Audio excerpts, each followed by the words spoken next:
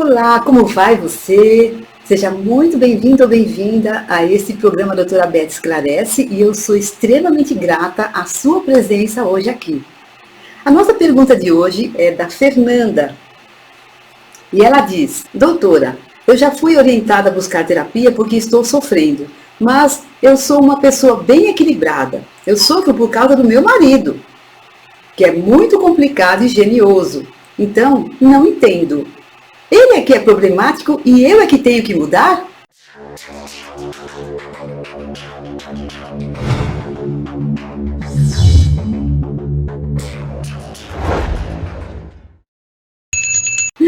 Muito bem. Você pode imaginar eu, que sou especialista em dependência química, o quantas vezes eu escuto essa pergunta, porque a gente sempre orienta que a família precisa se tratar, tem uma urgência da família se tratar.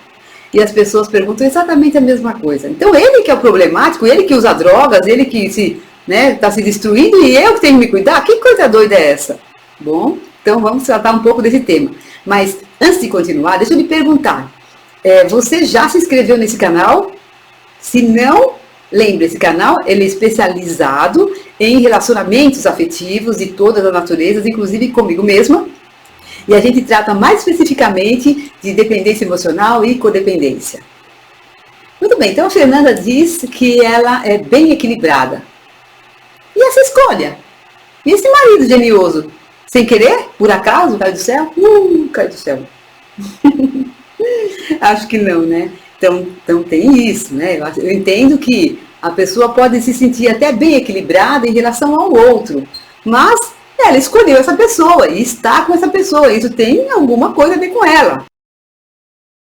Então, parece que o equilíbrio não está tão grande assim. Então, eu convido aí, quem sabe, para refletir um pouco em relação a essa questão. Porque, afinal de contas, as pessoas não estão juntas por acaso, de jeito nenhum. Na realidade, eu acho que as pessoas são escolhidas a dedo. Então, a pessoa que é dependente emocional, por exemplo, ela escolhe pessoas complicadas entre um monte de gente que é bem legal, ela escolhe aquele que é bem complicado. Então, assim, sabe, já começa daí essa história do equilibrado, tá? Outra coisa, quando a Fernanda fala de sofre por causa do outro, essa é uma frase também bem interessante e bastante comum, frequente também. Agora, vale refletir muito a respeito disso. Como assim sofro por causa do outro? O sofrimento está dentro de mim, certo? Então, alguém não tem o poder de gerar um sofrimento dentro de mim? Talvez você fale, claro, imagina uma pessoa um agressor, um assaltante, ele gera um sofrimento em mim. Eu entendo que pareça muito óbvio que sim, mas de qualquer modo, para pensar. Mesmo um agressor, um assaltante, as pessoas não reagem, cada pessoa não reage de um modo diferente. Então o sofrimento delas é diferente, então não é ele que está causando exatamente. Então, a gente aqui, vira e mexe, eu falo da terapia cognitivo-comportamental, que é uma das linhas de trabalho que eu uso bastante no meu cotidiano, do consultório, e que ela coloca o seguinte, que o que provoca a nossa dor, a nossa emoção negativa, o nosso sofrimento, é o pensamento, a interpretação que a gente faz de uma realidade. Então tem a realidade, tem a emoção, mas no meio, entre a realidade e a emoção, tem como eu interpreto a realidade. Então isso que vem na minha cabeça é meu, não é do outro. Aí você vai lá, mas então quer dizer que tem alguém que não sofre nada? Talvez não, porque a gente tem aí todos os nossos conteúdos internos e tem toda a questão da ação e reação que estão ligados ao sofrimento. Então, só se talvez um monge, né, budista talvez não sofra, talvez. Mas assim, pessoas como a gente do dia a dia, que a gente conhece por aqui, sofrem. Só que lembra, o sofrimento pode ser maior ou menor. Então, não é o outro que causa o meu sofrimento. É como eu enxergo, é como eu vejo, é como eu, vamos dizer, trabalho dentro de mim aquela situação que está acontecendo. Então, por exemplo, se eu tenho muita expectativa e o outro atua de maneira diferente da minha expectativa, eu tenho uma frustração. Mas quem criou a frustração? Eu, porque eu criei a expectativa. Então, se eu não tivesse criado expectativa, não teria gerado tanta frustração. parece muito óbvio que é o outro, porque a gente está muito acostumado com essa ideia de que uma pessoa faz a outra sofrer. Mas eu convido você a pensar nisso com mais capricho, tá? Com mais calma, porque eu acho que é uma ideia que, inclusive, se fosse assim, nós estaríamos impotentes, teríamos que ficar sofrendo o resto da vida, sabe? Então, se alguém me agredir, eu tenho que sofrer ponto final, não posso fazer nada. Como assim? Isso é um determinismo. E o determinismo passa por cima da nossa escolha, nesse caso. Então, não, nós temos escolha. Nós podemos ver as coisas de uma maneira que a gente sofre menos. Quer ver, por exemplo, a morte. Eu estava conversando esses dias com um paciente que ele estava falando de uma senhora, a mãe dele, né? Porque a irmã dele faleceu com 46 anos e a mãe estava viva e assistiu ao enterro. E ele diz, né, que como é que dá para aceitar quando a ordem é invertida? Né? Porque a ordem natural é que a mãe vai embora primeiro e a filha vem depois. Mas aí eu falei assim para ele, escuta, é uma expectativa que a gente cria de que a ordem seja essa. Não é porque muitas vezes isso acontece que a gente tem o direito de criar a expectativa de que primeiro vão os mais velhos, depois vão os mais médios, depois os mais novinhos. Gente, tudo é isso na nossa cabeça. A vida é como é. E a gente quer criar uma história em cima da realidade e acreditar nessa historinha. E aí depois a gente sofre, né? E aí ele estava dizendo como, né? Ela, essa tamanha dor dessa mãe. Né? Assim, a vida é assim. Criança morre, adolescente morre, jovem morre, um monte de gente morre antes do pai e da mãe. Mas as pessoas, né, insistem em ter uma certa expectativa. Bom, já falei muito expectativa, mas tudo isso para dizer o seguinte, que o tamanho do sofrimento tem a ver com o que a gente faz com a realidade. Muitos de nós queremos que a realidade seja de um certo jeito, e é a tal da expectativa. E a gente não está aí aberto ao fluxo da vida. Então, quando a gente está mais aberto ao fluxo da vida, fica mais fácil de compreender essas coisas que acontecem em ponto final. E assim, acontece assim mesmo que fica mais fácil de aceitar, quem sabe, né? Então, voltando para a Fernanda e pergunta dela. Se ela sofre, é ela que está com problema. Quando ela fala sofre por causa do outro, a gente já falou aqui, né? Que não é bem assim que a coisa acontece. E se ela está sofrendo, veja, ela está sofrendo, o outro é complicado, genioso, como ela falou, e ele não quer mudar. E aí, ela vai ficar só esperando? Ou só brigando, ou só insistindo, enchendo a cabeça dele para ele mudar?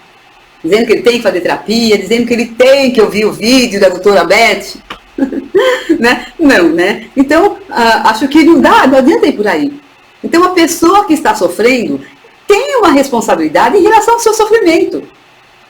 Aí talvez as pessoas pensam assim, mas se eu for uma terapia, vai dizer que eu tenho que me separar. Claro que não. Aliás, o terapeuta não vai dizer que você tem que fazer. Não é essa a ideia. O terapeuta faz o quê? Ele ajuda a pessoa a se compreender, a compreender quais são as prioridades dela, os objetivos dela e como atingir esses objetivos, né? Então, ajuda a pessoa a desmanchar conflitos dentro dela, a viver de uma maneira mais fluida, mais leve, e, né, ampliar a sua visão e outras várias coisas que a terapia faz também, limpar o passado, limpar dores, né, e, vamos dizer, traumas do passado.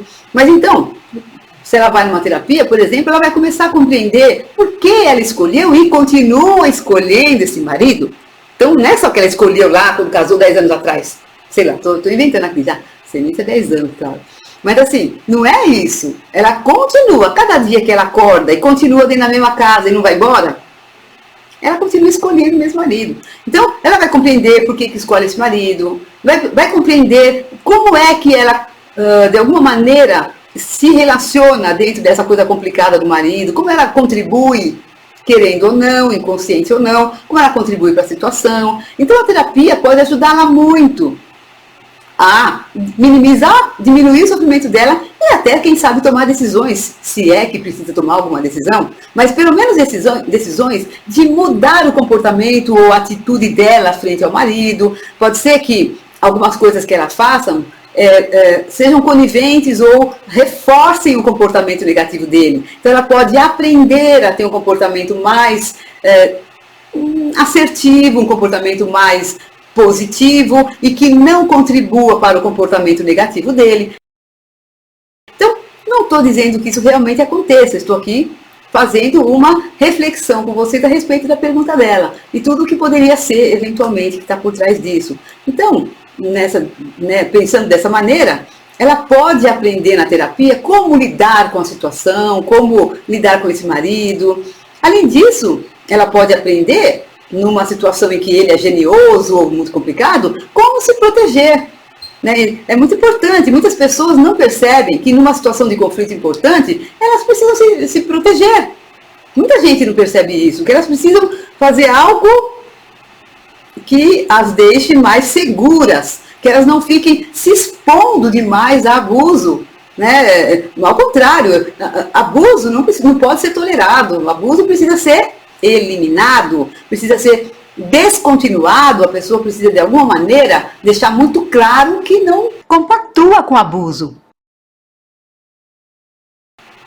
Muito bem, além de tudo, a terapia também pode ajudá-la eventualmente a aceitar melhor esse marido. Pode ser que ela não o aceite, e é assim que ele é, e todo mundo tem direito de ser aceito do jeito que é. Claro, quando eu falo de ser aceito, não significa que ela vá se conformar com o jeito dele, ponto final. Mas, sabe, colocando numa balança as qualidades do marido, os defeitos, tudo isso, será, né? Se valer a pena ficar com ele, é importante aceitar o outro ponto, os pontos fracos do outro. Gente, é impressionante, as pessoas escolhem o outro e não aceitam o jeito que a pessoa é. Ela só quer o lado bom, ela só quer a vantagem e não quer o ônus. Não existe.